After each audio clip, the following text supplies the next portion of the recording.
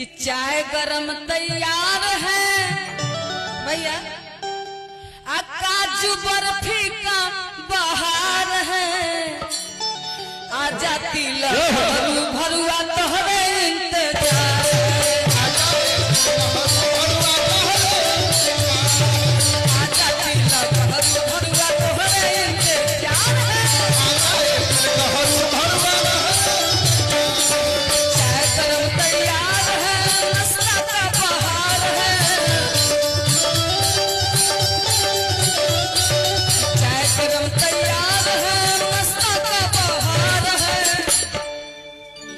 अरे नाश्ता का बहार है। और अच्छा लगता होगा तो ताली बजा के आजा तिलक भरुआ तोहरे,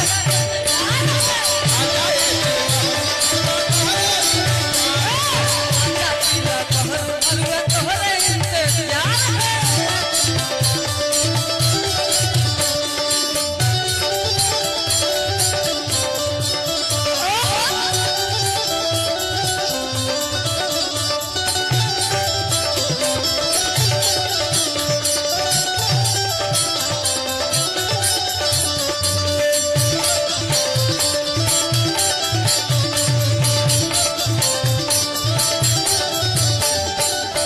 और आगे बड़ी सुंदर भाव में सखी सब कहत हरी, कैसे कैसे और प्यार से बताओ तरी कहत तरीका। ए चाय गरम तैयार है, छेना का बहार है,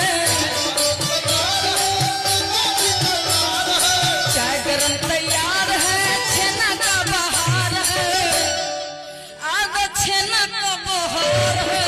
हे रस भाई खड़ा हो जा।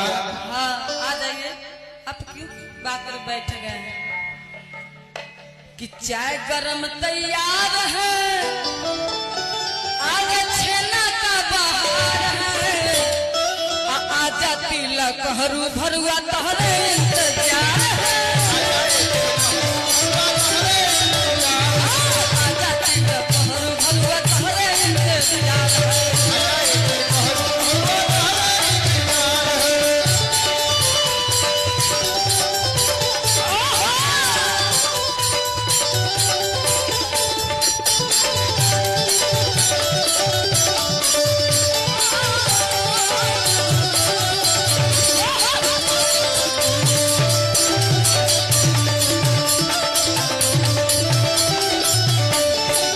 और आगे बड़ा प्यार से बताओ तरीका।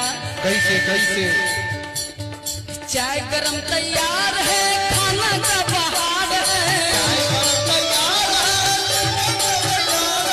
चाय गरम तैयार है, खाना का बहार है, आगे खाना का बहार है, आजा तिलक साले तोहरे इंतजार है, आजा तिलक साले तोहरे इंतजार है, आजा तिलक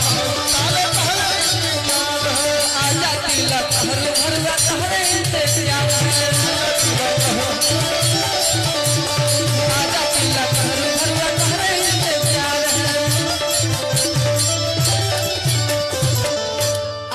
आजा तिलक भरुआ